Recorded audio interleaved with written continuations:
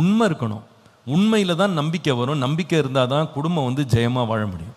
உண்மை இல்லாத இடங்களில் கணவன் மனைவியை நம்ப முடியாது, மனைவி கணவனை நம்ப முடியாது. உண்மை இல்லாமல் போச்சுன்னா அந்த குடும்பத்தின் அஸ்திபாரமே அசைக்கப்படுது. நேர்மையாக உண்மையாக வாழ நம்முடைய குடும்பங்களை உண்மையுடன் காத்துக்கொள்ள வேண்டியது அவசியம். நம்முடைய உரையாடல்களில், போக்குவரத்தில், பண விஷயங்களில், செலவுகளில், நாம் வைத்திருக்கிற உறவுகளில் எல்லாத்துலேயுமே வெளிப்படையாக ஒரு உண்மையுள்ள ஒரு தன்மையை நம்ம காத்துக்கொள்வோமானா குடும்பங்கள் ஜெயமாக வெற்றியாக முன்னேறும் அப்படின்றத நம்ம கவனித்தோம். மூன்றாவது ஒரு காரியத்தை நம்ம ஆரம்பித்தோம், தொடர்ந்து அதை பற்றி பேசிக்கிட்டே இருக்கோம். கொலோசியருக்கு எழுதின நிருபம் 3ஆம் அதிகாரம் 13ஆம் வசனத்தை பாருங்கள். கொலோசையர் 3ஆம் அதிகாரம் 13ஆம் வசனம். ஒருவரை ஒருவர் தாங்கி ஒருவர் பேரில் ஒருவருக்கு குறைபாடு உண்டானால் கிறிஸ்து உங்களுக்கு மன்னித்தது போல ஒருவருக்கு ஒருவர் மன்னியுங்கள். அதில் நான் முதல் பகுதியை நான் கோடிட விரும்புகிறேன். ஒருவரை ஒருவர் என்ன செய்யணும்? தாங்கிக் கொள்ளுங்கள் அப்படின்னு.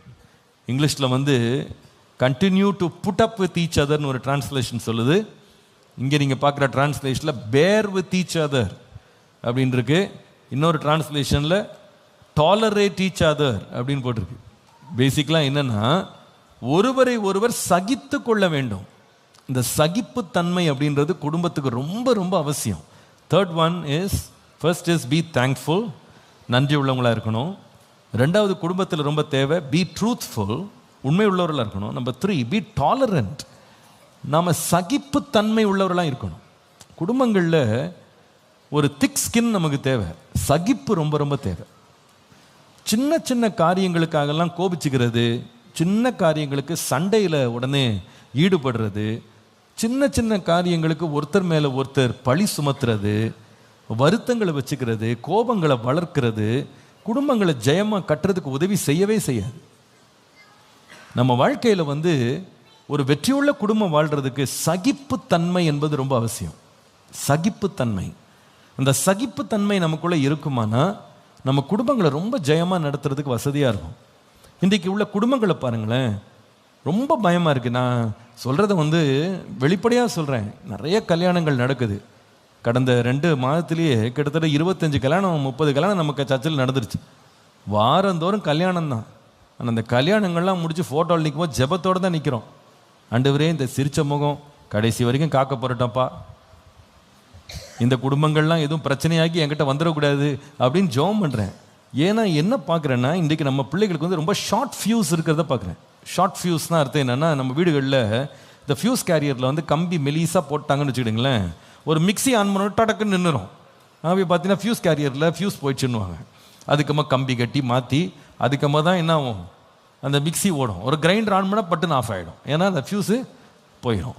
சில வீடுகளில் இப்போ ஃபியூஸ் கேரியர் போடுறதில்ல, அதுக்கு பதிலாக என்ன பண்ணுறாங்கன்னா பிரேக்கர்னு வச்சுருக்காங்க, சர்க்கியூட் பிரேக்கர்னு வச்சுருக்காங்க. இந்த பிரேக்கர் பார்த்தீங்கன்னா ஒரு ஏர் கண்டிஷனர் நீங்கள் பிரேக் நம்ம ஊரில் ஏர் கண்டிஷனர் ஒன்று நீங்கள் போட்டிங்கன்னா அந்த ஏர் கண்டிஷனருக்கு குறைஞ்சது 20 amps பிரேக்கர் போடணும், 20 amps போடணும். ஆனால் சில பேர் என்ன பண்ணுவாங்கன்னா 10 amp பிரேக்கரை போட்டுவிட்டு ஆன் பண்ணி காமிச்சிட்டு போயிடுவாங்க. எல்லா பக்கம் லோடு ஏறிச்சுன்னா கொஞ்சம் நேரத்தில் இந்த பிரேக்கர் என்ன ஆகிடும், போட்டு தலை கவுந்துடும். அது ஓடின ஏசி ஆஃப் ஆயிரும், நம்ம வேர்க்க ஆரம்பிச்சிடும், புழுங்க ஆரம்பிச்சிடும், திருப்பி ஆன் பண்ணணும். அது நிறைய வீடுகள் இந்த மாதிரி அப்பப்போ பிரேக்கர் ஆஃப் ஆயிடுது, பாஸ்டர் ஆன் பண்ணி விட வேண்டியிருக்கு. ஃபியூஸ் எகிரிடுது. சின்ன காரியம், ஒரு சின்ன பாரம், சின்ன பேச்சு, கொஞ்சம் பேர் 2 பேரும் கொஞ்ச நேரம் சேர்ந்து பேசினாலே அது ஒரு சண்டை, ரகளை, கலாட்டாவாயிடுது இல்லையா? அதை நான் முன்னாடி கூட சொல்லியிருக்கேன். ஒரு குடும்பம் உட்காந்துருக்காங்க சமாதான பேச்சுக்காக. அதில் அந்த அம்மா சொல்கிறாங்க, பாஸ்டர் அவரை மட்டும் என்கிட்ட பேச வேணான்னு நீங்கள் சொல்லுங்கள். கணவன் மனைவியை கணவன்கிட்ட இந்த அம்மா சொல்கிறாங்க, எனக்கு ஆலோசனை கொடுக்கணுமா, அவருக்கு பேச வேணான்னு சொல்லுங்க, அவர் பேசினாலே நான் டென்ஷன் ஆயிடுறேன் அப்படின்றாங்க. என்ன தான் பண்ணுவார் அவர் பாவம்? பேசுறதுக்குன்னு ஒரு மனைவி தான் கட்டி வச்சிருக்கிறார். ஏதோ யாக்கோப் மாதிரி இருந்தால் பரவாயில்ல, ஆனால் இருக்கிறது ஒரு மனைவி. இந்த ஒரு மனைவிட்ட மனைவி சொல்கிறாங்க என்ன பண்ணக்கூடாது, அவர் பேசினா இந்த மாதிரி டென்ஷன் ஆயிடுறாங்க. நான் கேட்டேன், என்னம்மா டென்ஷன் ஆயிடுற? கேட்டால் என்ன விஷயம்னு கேட்டால் சொன்னதே திரும்ப திரும்ப சொல்கிறாருப்பா சார், டென்ஷன் ஆயிடுறேன் நான். டென்ஷன் ஆகி பாத்திரம் எல்லாம் பறக்குது, வீட்டில் சட்டி பானெல்லாம் நெளிஞ்சு போகுது.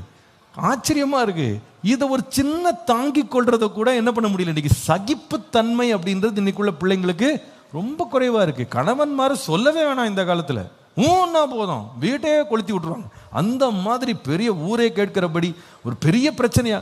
இதெல்லாம் ஏன்னு சொன்னா அந்த சகிப்புத்தன்மை இல்லை.